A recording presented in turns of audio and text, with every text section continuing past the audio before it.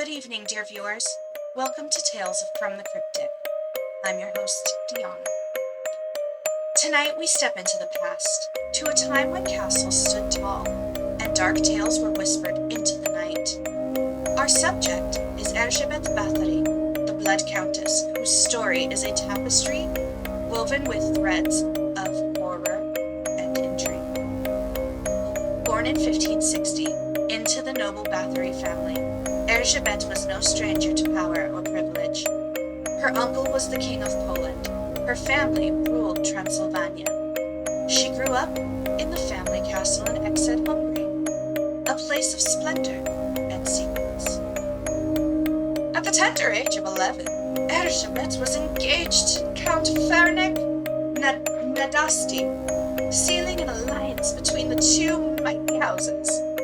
Their marriage was a grand affair, befitting of their status, and Elizabeth moved to Castle Čachtice, a fortress that would become infamous thanks to her.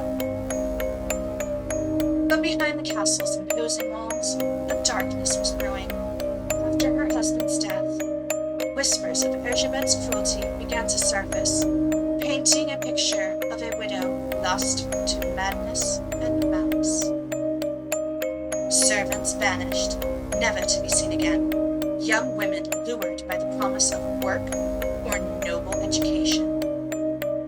They met gruesome ends. Servants vanished, never to be seen again. Young women lured by the promise of work or noble education met gruesome fates. The air was thick with fear, and the castle became a tomb for the innocent. Elizabeth's methods were the stuff of nightmares. Victims were found covered in honey, left for insects to devour. In the depths of winter, they were stripped and doused in water, left to freeze in the icy grips of death. Needles were pushed under fingernails, flesh was seared with hot irons, and bodies were mutilated.